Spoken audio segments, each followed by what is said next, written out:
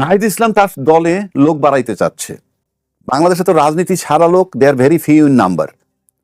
তারপরে রাজনৈতিক দলে সক্রিয় না থাকলে কোনো না কোনো দলের পক্ষে থাকে মানসিকভাবে। তাই সেই হিসাব যদি করেন কেউই দলবিহীন নয় এরকম। এখন যদি ওইভাবে আমরা চিন্তা করি যে ভোটের সময় ভোট দেয় তাহলে তো সে একটা পক্ষে ভোট দিবে, বাট সেটা সে দল না করে দিতে পারে ওই মুহূর্তে বিবেচনা করে। তাহলে তার সে দল থেকে যাদেরকে নিবে, মানে তার দল বড় করতে হইলে অন্য দিক থেকেই টানতে হবে। সেই টানার জন্য ওনারা কি মার্কেটিং শুরু করলো সেটা হলো ওনাদের বিষয়। আপনি বলেন আমাকে যে বাংলাদেশে যে রাজনীতি আমরা দেখে আসতেছি তাতে কোন দলের সাথে কখন সম্পৃক্ত হয় নাই আন্দোলনের নামে কিংবা জোট গঠনের নামে, তারপরে স্বাধীনতার পক্ষ শক্তি বিপক্ষ শক্তি বাজারে 55 বছর চালু থাকলেও স্বাধীনতার বিপক্ষ শক্তিকে নিয়ে আন্দোলন করা কিংবা তাদেরকে ক্যাবিনেটে নিয়ে যাওয়া, এই সবই বাংলাদেশে আছে। যারা আছে সে তো আওয়ামী লীগের রাষ্ট্রপতি, তাহলে আপনি তারা কিভাবে রাখছেন? কথার কথা বলছি।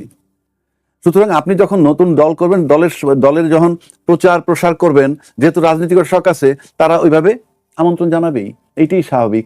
কেন আমি বলি, যেমন ধরেন তাদের আন্দোলনে তো তাদেরকে আবার নিষিদ্ধ কার্যক্রম নিষিদ্ধ করা হয়েছিল ছাত্রলীগের, যারা এখন ছাত্রলীগের কার্যক্রম নিষিদ্ধ আর এই বিএনপির কার্যক্রম, মানে কি বিএনপির কার্যক্রম নিষিদ্ধ হয়? ছাত্রলীগের লোক যদি বিএনপিতে যোগ দেয়, ছাত্রলীগের লোক যদি ওনার দলে যোগ দেয়, ছাত্রলীগের লোক যদি এনসিপিতে যোগ দেয়, সে তো তখন ওই দল থাকতেছে না, সে তো তখন এনসিপি হয়ে যাচ্ছে, বিএনপি হয়ে যাচ্ছে, সুতরাং তখন সে রাজনীতি করতেছে। সেটা তো আরেকটা চাপ। কিন্তু তারা যখন ছাত্রলীগে ছিলেন তারা তো তখন বঙ্গবন্ধুর আদর্শ ধারণ করতেন। আমি যেটা বলতে চাচ্ছি যে এমন লোকজন নিয়ে আবার যদি এনসিপিতে আসে তাহলে তাদের মনে তো মানে প্রশ্নগুলো বঙ্গবন্ধুই রয়ে যাবে। এত সহজ প্রশ্ন কইরা ফেলেন আপনারা। তো বর্তমান রাষ্ট্রপতি বঙ্গবন্ধুর আদর্শের রাষ্ট্রপতি না, সে পার্লামেন্টে না তো। আপনি তো এই রাষ্ট্রপতি, সে কি করে ঘোষণা দিবে? সে দরকার কুইট করবে, আমি চলে যাব। এটা আদর্শগত, যে আপনি আদর্শগত প্রশ্ন করছেন, তো রাষ্ট্রপতির আদর্শ নাই? আদর্শ কোনো ফ্যাক্টর না, পজিশনটা ফ্যাক্টর। তাহলে আমি থাকলাম না রাষ্ট্রপতি, তো কি হবে? আপনার তো আমার তাড়ানোর দরকার নাই, আপনার আইডিওলজি বিসর্জন দিয়েছেন। আবার ভাইরা যে ইলেকশন করছে সেখানে অন্য দল ত্যাগ করে তার দলে যোগ দিয়ে তাদের প্রতীক নিয়ে নির্বাচন করছে না? আপনি ওখানে আদর্শ খুঁজেন কেন? সব জায়গায় খোঁজেন। কিসের আদর্শ? কি আদর্শটা কিসে? এবার আসেন পার্লামেন্টে আপনি এই যে যারা আগে বিরোধী দল বলি, জামাত এনসিপি সবাই মিলে 11 দলীয় একটা জোট করলো না? তো তোমরা তো জুলাই চেতনার পক্ষে, মানে যেভাবে প্লেস করতে চাই আমরা, তাতে মনে হয় যে বিএনপি জুলাই চেতনার বিপক্ষে। আচ্ছা ভালো কথা, তোমরা তো জুলাই চেতনার পক্ষে, তোমাদের সেই জোরালো ভূমিকাটা কোথায়? এই যে জুলাই সনদ বাস্তবায়ন হয় নাই কিংবা গণভোটের ইয়েতে হয় নাই, আমি তো মিনমিন করে পার্লামেন্টে মনে হয় যে পার্লামেন্টে আমার টিকে থাকাটাই বোধহয় জরুরি, বা প্রথম পার্লামেন্টে আসছি 68টা সিট পাইছি, এটা যদি ভেঙে না যায়, এটা সুইটে গেলে আর 68টা সিট পাই কিনা। This is not the way. আমি উল্টা দিকে আসি, হ্যাঁ, বিএনপির দল নিয়ে সমালোচনা আছে, প্রধানমন্ত্রী কথা বলেন না, কম বলেন, তো আইনমন্ত্রীর কথা স্বরাষ্ট্রমন্ত্রী বলেন, সবটার কথা।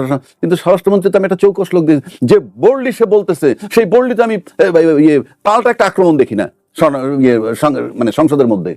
উনি যে বোল্ডলি, আমি রাইট আর রং এর ব্যাখ্যায় যাচ্ছি না, উনি যে বোল্ডলি যে কথাগুলো বলে যাচ্ছেন আমি তার অ্যাপ্রিসিয়েট করি, তার চলন বলন, বলার ঢং, পোশাক পরিচ্ছদ। কিন্তু বিরোধী দলে এরকম বোল্ডলি রিপ্লাই দিতে হবে না? আপনি যে বিরোধী দলের জায়গায় খালি জুলাই চেতনা করছেন, এই যে বিচারক নিয়োগ অধ্যাদেশ বাতিল হয়ে গেল, গুম কমিশন অধ্যাদেশ বাতিল হয়ে গেল, দুর্নীতি দমন কমিশন বাতিল হয়ে গেল, মানবাধিকার কমিশন বাতিল হয়ে 2009-টা বহাল হইলো। সেটা কোনটা? আওয়ামী লীগের সময়ের করা। এটা নিয়ে তো খালি ওয়ার্কআউট করে বাইরে হয়ে যাবেন, তো কি আপনার কে জিজ্ঞেস, আপনার রোলটা কোথায়? কনস্ট্রাকটিভ রোলটা আপনার তো মডিফাই করার, মানে সেটা আবার আলোচনার মাধ্যমে। আমি মডিফাই করে আসবেন কেন? আমি যদি সরকারি দলের বিপক্ষে তর্কটা করি, আপনি তো এখন অধ্যাদেশ হিসেবে এটা আইন বানাইতে পারতেন, পরে তো সংশোধন করা যায়।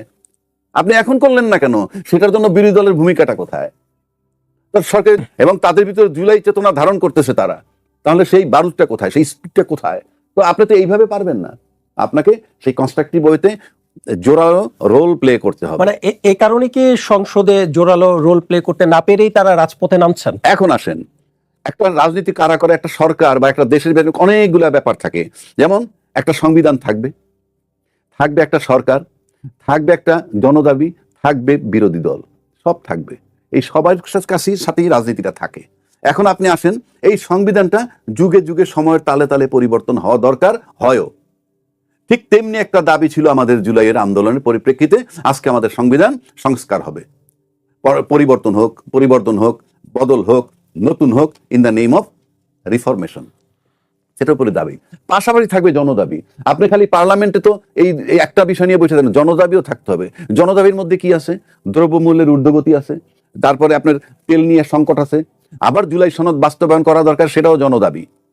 এই তিনে মিলে দুই পক্ষ মিলে কাজ করতে হবে, এবং দুই পক্ষ মিলে কাজ করতে হইলে যদি সংসদে বসে আদায় করতে হয়, তারা যেমন কথা বলবে, আবার সরকার 2/3 মেজরিটি পাইছে, এটা তো আলটিমেটলি অধিক ভোটে পাশ করতে হবে, সেটা সরকার যেতে থাকবে সেদিক যাবে, কিন্তু সেটা তাদেরকে সেই জোরালো স্টেপ দেখতে হবে। 1, 2 নম্বর, এই আন্দোলন এটা যদি সংসদের মধ্যে এটা পরিপূর্ণতা লাভ করতে না পারে, ঠিক করতে না পারে, তারা যদি বাইরে চলে যায়, ইতিমধ্যে তারা অনেক প্রোগ্রাম দিচ্ছে, সামনেও দিবে, সেক্ষেত্রেও সরকারের আবার একটা রোল আছে। কারণ আপনার ঘরের ছেলে বাইরে চলে যায় কখন?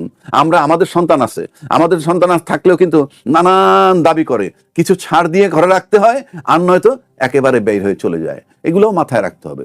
ভাইস ভার্সা, দুই পক্ষের। বিরোধী দলের কাছ থেকে আমরা যৌক্তিক, জোরালো, এবং আমি মনে করি বিশেষ করে সংসদের প্রসিডিউর এবং দাবি দেওয়া আদায় করতে আরো অনেক লেখাপড়া এবং মনোযোগ তাদের দেওয়া উচিত, কারণ তারাও নতুন। হ্যাঁ, পক্ষান্তরে এদিকেও নতুন। এদিকে যদি আমি আইনমন্ত্রী দেখি, তিনি নতুন, স্বরাষ্ট্রমন্ত্রী হিসাবে স্বরাষ্ট্রমন্ত্রীও নতুন, এবং উনি পার্লামেন্টের দায়িত্ব উনিও নতুন। হত্যা হয়েছে, এই শাপলা চত্বরে হত্যা হয়েছে, বিনা বিচারে হত্যা হয়েছে, এগুলো তো নতুন কিছু না, মানে এটা সবার জানা। যেই কথাটা রতন ভাইরা বলতেছে তার পরিপ্রেক্ষিতে আমি বলতেছি, সেই হিসাব যদি আপনি করেন, তাহলে ন্যাচারালি মনে হয় যে হ্যাঁ, দলটা নিষিদ্ধ করা উচিত। কারণ আমরা তো ওই সময় অনেক টকশো করছি, আওয়ামী লীগের বহু লোক আছে, রতন ভাইরাও টকশো করছেন, আওয়ামী লীগের বহু লোক ওই টকশোতে আসছে, কেউ কিন্তু এসে গুণাক্ষরেও বলে নাই যে সরকারের এই সিদ্ধান্তটা সঠিক হচ্ছে না। সরকার যেটা করছে বা শেখ হাসিনার নেতৃত্বে যেগুলো হয়েছে, একেবারে গ্রাসরুট লেভেল পর্যন্ত সবাই সমর্থন করছে। সেই হিসাব করতে গেলে বোঝাই যায় যে হ্যাঁ, এরকম একটা দলের রাজনীতি করা উচিত না। এখন আমি যেহেতু রাজনীতিবিদ না, আমি যদি দেখি ইউনূস সরকার সাহেবের সময় যখন এই দলকে নিষিদ্ধ করার প্রথম মাসে এই দলটাকে নিষিদ্ধ করার, তো নিষিদ্ধ করার কোনো সুযোগ নাই। এবং আজকে রহমতুল্লাহ ভাই যারা ওনাদের দলও বলছিল যে আমরা কোনো রাজনৈতিক দল এইভাবে নিষিদ্ধ করতে প্রজ্ঞাপনের মধ্যে করতে চাই না, এটা জনগণের সিদ্ধান্ত নিবে, বা এটা পক্ষপাতী ওনারা না। ফাইনালি উনি একটা মধ্যপথে গেছে। সেই মধ্যপথটা কি? মানে রাজনীতির নিবন্ধন বাতিল হয় নাই, কিন্তু বিচার না হওয়া পর্যন্ত রাজনৈতিক কর্মকাণ্ড উনি স্থগিত রাখছেন, নিষেধাজ্ঞা জারি করে রাখছেন। ফাইন, সেইভাবেই আছে। কিন্তু সেদিন তারা বিরোধিতা করছেন এটার। এখন ওই যুক্তিতে যদি বলি রহমতুল্লাহ ভাইদেরকে যে আপনি গণতন্ত্রে বিশ্বাসী একটা দল, গণতন্ত্রের আদর্শ আপনার ভিতরে লালন করেন, জনগণের অধিকার চান, ইনক্লুসিভ নির্বাচন যদি চান, তাহলে ওনাদের উচিত ছিল এইটাকে নিষিদ্ধ না করা, ক্ষমতাসীন যারা। তাহলে এই যে সেন্টিমেন্ট, এই সেন্টিমেন্ট মানেই কিন্তু টু সাম এক্সটেন্ট এটাকে বলা হয় ইমোশনকে গুরুত্ব দিতে হয়। এই যে ইমোশনকে গুরুত্ব দিয়ে আপনাদের যৌক্তিকভাবে কর্মকাণ্ড নিষিদ্ধ করলেন, কর্মকাণ্ড নিষিদ্ধ আপনারা যে করতে চান না সেটা বোঝা যায়, যেহেতু রাষ্ট্রপতি এখনো তাদেরই রাষ্ট্রপতি বহাল তবিয়তে আছে, অথচ ওনার দলে যোগ্য, অত্যন্ত যোগ্য, আমার দেখা মতে 3-4 জন প্রার্থী আছে যারা রাষ্ট্রপতি হতে পারেন। তাহলে ওই যে সেন্টিমেন্টের গুরুত্ব যেভাবে দিচ্ছেন, একইভাবে উচিত ছিল সংসদে সেই জুলাই সনদের গুরুত্ব দেয়া। জুলাই সনদের গুরুত্ব, ওটা একটা সেন্টিমেন্ট। সেক্ষেত্রে আবার আমরা বক্তব্য পাই যে ইমোশন দিয়ে দেশ চলে না, ইত্যাদি ইত্যাদি। তো সেই বিবেচনায় যদি আমি বলি, তাহলে এটা গ্রহণযোগ্য না। মানে আমি চাই যে তাদের উচিত ছিল, কিন্তু এখানে তারা তাদের স্বার্থ দেখছে in the name of sentiment.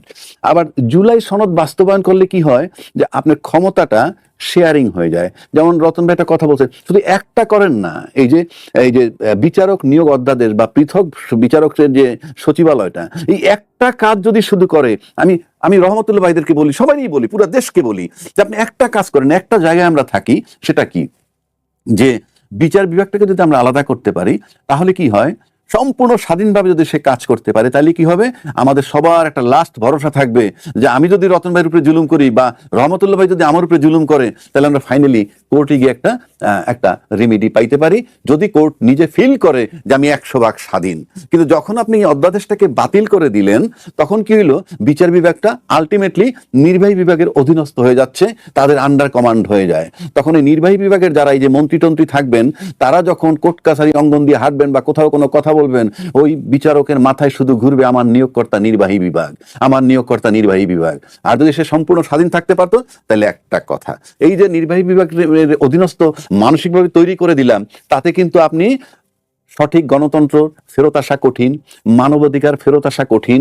কেননা কিন্তু আরেকজন যদি কিছু করে, সরকার যদি কেউ কিছু করে, তাহলে ওইটা বেঠিক, এবং তার বিরুদ্ধে মিথ্যাচার, অপপ্রচার নির্লজ্জভাবে বিভিন্নভাবে হেয় প্রতিপন্ন করে এখন একটা রাজনৈতিক সংস্কৃতি পরিণত হয়েছে। একটি ঘটনা আনতে চাই যে গাজীপুরের একটি মসজিদের ইমামের মেয়েকে কেন্দ্র করে জামাতের আমির একটি স্ট্যাটাস দিয়েছিলেন। তিনি বলেছেন যে মাদ্রাসা ছাত্রীকে অপহরণ, পরিবারের সদস্যদের উপর বর্বরোচিত হামলাকে মানবতা বিরোধী অপরাধ হিসেবে তিনি উল্লেখ করেছেন।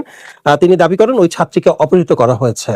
প্রকৃত ঘটনাটা কি আসলে আপনার জানা আছে, বা এটা না, কি আসলে? এটা সবাই জানে, সবাই জানে। বিষয়টা হচ্ছে যে জামাতের আমির বললেই যদি আপনি শেষ করে দেন, তাহলে তো এটা দুঃখজনক। শুধু শুধু জামাতের আমির না, উনি বিরোধী দলীয় নেতা, ওনার একটা অবস্থান আছে। উনি যদি যে কোনো জিনিস নিয়ে ওই নিচের লেভেলের কর্মীদের ভাষায়, কর্মীদের মতো করে স্ট্যাটাস দেন, তাহলে তো সেই জিনিসটা নিয়ে মানুষ খুব কষ্ট পায়। আমরাও রাজনৈতিক কর্মী হিসেবে কষ্ট পাই। গোটা দুনিয়া জানে যে ইমাম সাহেবের কন্যা হয়েছে, কি হয়েছে, একজন মানুষের কন্যা এবং একটা ছেলে, তাদের এই সমস্ত জায়গায় প্রচারিত হয়েছে, তারা বিয়ে করেছে, অপ্রাপ্ত বয়স্ক। বাংলাদেশের আইন অনুযায়ী সেটা কোর্টের ব্যাপার। তারা বিয়ে করেছে, বাধ্য হয়ে ইমাম সাহেব তাকে ঘরের দরজা বন্ধ করে রাখছে, তালা ঝুলানো ছিল। সেখান থেকে ছেলে এসে তার মানে শরীয়ত অনুযায়ী বিয়ে করা যায়, সেই বিয়ের বউকে সে নিয়ে গেছে। এখন এটা দিয়ে যদি আপনি বিএনপিকে দায়ী করেন, সরকারকে দায়ী করেন, সেটা বিরোধী দলীয় নেতা পর্যন্ত যদি বিবৃতিতে আনেন, কোথায়? আপনি এই যে রাজ্জাকি ভাই বললেন যে আপনি নতুন বন্দোবস্তের বাংলাদেশে মানুষ যে বিরোধী দলের যে ভূমিকাটা, দায়িত্বশীল ভূমিকা প্রত্যাশা করেছিল, শুধু তাই না, এই যে আপনার বলায় যে মেয়েটা যে করলো, সেই জন্য তো সারা পার্লামেন্ট আপনার করে ফেললো। আপনার এই যে বিরোধী দলীয় চিফ হুইপের ঘটনা নিয়ে যে ব্যঙ্গাত্মক কার্টুন এঁকেছে, সেই জন্য করেছে।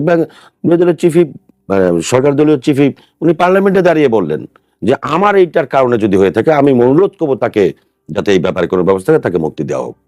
এরপরও আপনারা ঘায়েল করবার জন্য, শুধুমাত্র রাজনৈতিক স্বার্থ চরিতার্থ করার জন্য এখানে এই যে ধরেন আপনার সংসদে আপনার কি হট্টগোল, সংসদের কেনাকাটা নিয়ে চরম দুর্নীতি হয়েছে, সেখানে সংসদ থেকে বলা হয়েছে, স্পষ্ট বিবৃতি দিয়ে বলা হয়েছে যে এটা হয়েছে, এই ধরনের আলোচনা এসছে, অতএব তার বিল পেড করা যাবে না, বন্ধ করে দেওয়া হয়েছে। আপনি প্রশংসাটাও করা শেখেন না। আপনি নতুন বন্দোবস্তের কথা যারা বলছেন, সেখানে আপনি এই যে প্রধানমন্ত্রী মানে সংসদে উনি নির্বাচিত হওয়ার পরে ওই একটা সিট পেয়েছেন, তার বাড়িতেও গিয়ে যে হাজির হলেন, কই এই বিষয়টা একটু প্রশংসা কারো কাছ থেকে শুনলাম না। উনি যেটা প্রোটোকলগুলি বন্ধ করে দিয়ে, এই যে পলিটিক্সেরই একটা অংশ, যে বিষয়ে একমত হবে না সে বিষয়ে ওয়াকআউট করার একটা মানে সংসদীয় বিধানই আছে। আপনারা জানেন যে এই পার্লামেন্টটা বিএনপির পক্ষে এত পরিমাণ সংসদ সদস্য আছে যে কেউ যদি ওয়াকআউট করে অথবা পার্লামেন্টে নাও যায়, তাহলে পার্লামেন্টের সবচেয়ে বড় যে কাজটা, সংবিধান সংশোধনের মতন প্রয়োজনীয় মেজরিটি তারা আছে। ফলে এটা জেনেই কিন্তু এই পার্লামেন্টে এখন তাদের ভূমিকা পালন করতে হবে। ফলে এখানে গলার জোর বা গায়ের জোর বা হা জয়যুক্ত হয়েছে বা না বিজয়ী হয়েছে, এই জায়গায় পার্লামেন্টে আসলে নাই।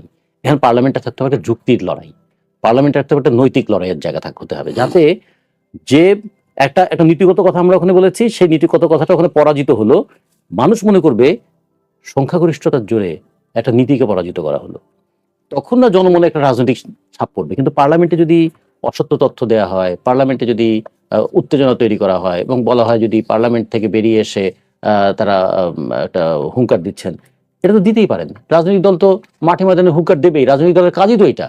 যে আজকে যে তেলের দামটা বাড়ানো হলো, এই তেলের দামটা বাড়ানোর যৌক্তিকতা কি, এটা নিয়ে কি রাজনৈতিক দল প্রশ্ন তুলবে না? বাসের ভাড়া কত বাড়ানো উচিত, সেটা নিয়ে কি রাজনৈতিক দল কথা বলবে না?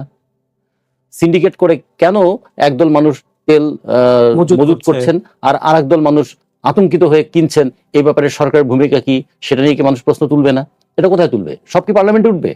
কিছু প্রশ্ন তো এই আপনার টকশোতে হবে, কিছু টকশোতে হবে, কিছু রাস্তায় হবে, কিছু ঘরে হবে, এমনকি বাসে আলাপচারিতাও হবে এবং এই তর্ক বিতর্ক হবে। এটাই তো রাজনীতি।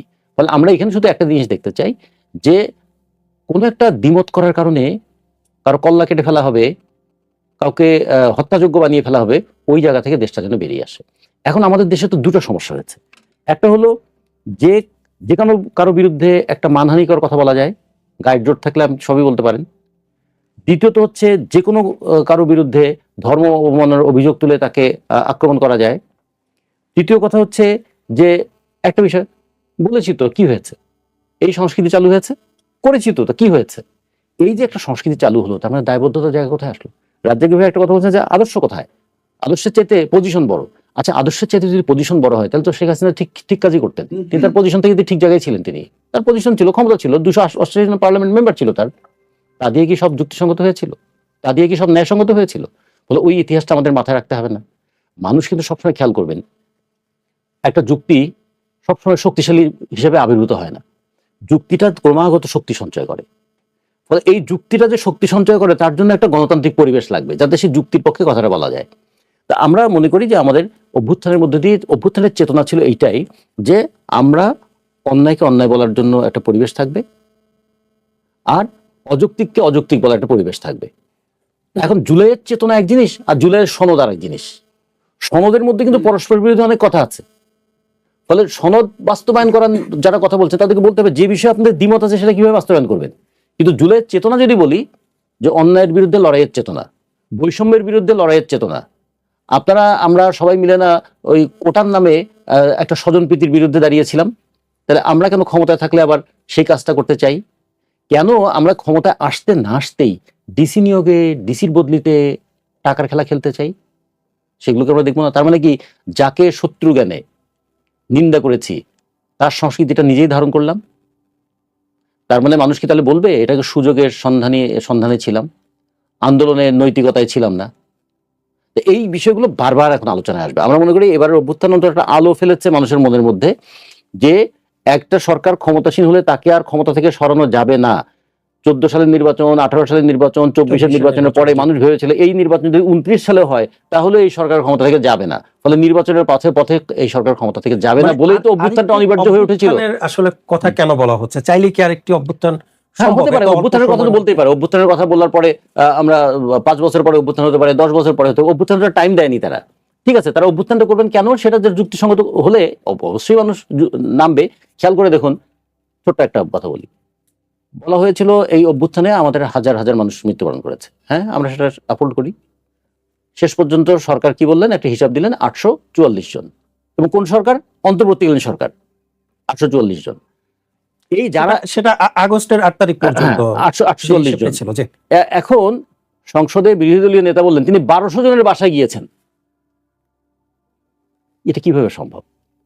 সরকারি হিসাবে যদি 843-44 জনের মানে জুলাই অভ্যুত্থানে নিহত হয়, তিনি বলছেন আমি ফিজিক্যালি 1200 জনের বাসায় গিয়েছি। এটা কেমন করে সম্ভব? এটা হলো এক। তাহলে মানে এগুলো কি মানুষ প্রশ্ন করবে না? তাহলে কি সংসদে দাঁড়িয়ে এই সমস্ত কথা বলা যায়? 2 নম্বর দেখুন, কথায় কথায় একটা মুক্তিযুদ্ধের শহীদদের নিয়ে প্রশ্ন তোলা হয়। 55 বছর আগে যে মুক্তিযুদ্ধ হয়েছিল তার শহীদদের নিয়ে প্রশ্ন তোলেন, আর 2 দিন আগে যে গণ অভ্যুত্থান হলো সেই গণ অভ্যুত্থানের যে মানুষ তার তালিকায় ঠিক মতো করতে পারেননি এখনো। তার মধ্যে 40-45 জন নাকি শহীদ ফিরে এসেছে আবার। তাহলে এগুলো তো খেয়াল করতে হবে। তার মানে আমরা 24 দিয়ে 71-কে নাই করে দেওয়ার একটা রাজনীতি কিন্তু এখানে হয়েছিল। মানে এটা আসলে মানে কেন হচ্ছে, কেন হচ্ছিল? মানে হচ্ছে ওই যে 71 সালের যে মুক্তিযুদ্ধটা সবাই অনেকে যে মেনে নিতে পারে নাই, তারা সবসময় একটা অজুহাত খুঁজেছে কোন অজুহাতে মুক্তিযুদ্ধটাকে মেলাইন করা যায়, কালিমালিপ্ত করা যায়। অথচ বলা উচিত ছিল মুক্তিযুদ্ধ হচ্ছে আমাদের অস্তিত্ব, আর অভ্যুত্থান হচ্ছে আমার বিকাশের প্রক্রিয়া। মুক্তিযুদ্ধের মধ্যে দিয়ে দেশ স্বাধীন করেছি, আর অভ্যুত্থানের মধ্যে দিয়ে গণতন্ত্রের পথে আমি অগ্রসর হব। আমরা আরো বেশি গণতান্ত্রিক, আরো বেশি আধুনিক, আরো বেশি মানে মানবিক সমাজ তৈরি করব। কিন্তু অভ্যুত্থানের পরে সেই জায়গায় যাওয়ার পরিবর্তে 71-কেই ঢেকে দেওয়ার চেষ্টা করা হয়েছিল। এগুলো একটু খেয়াল করবেন, এটাও কি নতুন বন্দোবস্তের অংশ ছিল কিনা? আজকে যে সংসদে যে আলোচনাগুলো হওয়া দরকার সেই আলোচনাগুলো হচ্ছে না কেন? ইরান যুদ্ধে বাংলাদেশের ভূমিকা কি হবে, সংসদে এটা আলোচনা হচ্ছে না কেন? সেই আলোচনা যে তেলের সংকট সেটা কিভাবে আলোচনা হচ্ছে না কেন? কেন আলোচনা হচ্ছে কেন আজকে মানে আমাদের একটা নির্বাচন হচ্ছে 12ই ফেব্রুয়ারি, তার 72 ঘন্টা আগে এমন একটা চুক্তি করা হলো যে চুক্তির ফাঁদে বাংলাদেশ দীর্ঘদিন পর্যন্ত সে আটকা পড়ে থাকবে। সেটা নিয়ে কোনো চুক্তি নিয়ে কোনো কথা হলো না নাকি? এগুলোকে আড়াল করার জন্য আমি আপনার কাছে এই বিষয়ে নতুন করে অভ্যুত্থানের কথা বলে ওই সমস্ত বিষয়কে কি আড়াল করার চেষ্টা করা হচ্ছে? যে এই বিষয়ে আমি আপনার কাছে আসবো। তার আগে আপনি যেটা বলছিলেন যে কিছুদিন আগে যে অভ্যুত্থান হলো সেটা শহীদদের তালিকায় ঠিক পর্যন্ত করা হলো না। আমরা দেখছি মদ্যপানে মৃত্যু হয়েছে, সেটি আবার শহীদের তালিকায়, জুলাই অভ্যুত্থানের শহীদের তালিকায় ঢুকানো হয়েছে, এমন ঘটনাও কিন্তু সেটা আপনি বলতে পারেন, কিন্তু সেটা আমি বলতে পারবো না। আমরা বাসদের পক্ষ থেকে এটা বলি, কালকে আমাকে ট্যাগ দিয়ে দেওয়া হবে। ফলে ফলে আমরা কিন্তু খুব বড় বিপদে আছি, বুঝছেন? না না, মদ্যপান মদ খেয়ে মারা গেছেন, তাকে শহীদের তালিকায় অন্তর্ভুক্ত করা হয়েছে। এটি নিয়ে সমালোচনা হয়েছে। জনাব আবু হেনা রাজাকে আপনার কাছে একটু আসতে চাই যে আওয়ামী লীগের নিষিদ্ধের বিষয়টি যে আইনে পরিণত হলো, এটি আপনি কিভাবে দেখছেন? শুনুন, আপনি যদি শুধু আওয়ামী লীগ যে গত 15 বছরের অ্যাক্টিভিটিস সেটা যদি আপনি ধরেন, এই আওয়ামী লীগ আয়নাঘর বানাইছে, এই আওয়ামী লীগ এর সময় 57 জন বিডিআর অফিসার, সেনাবাহিনীর অফিসার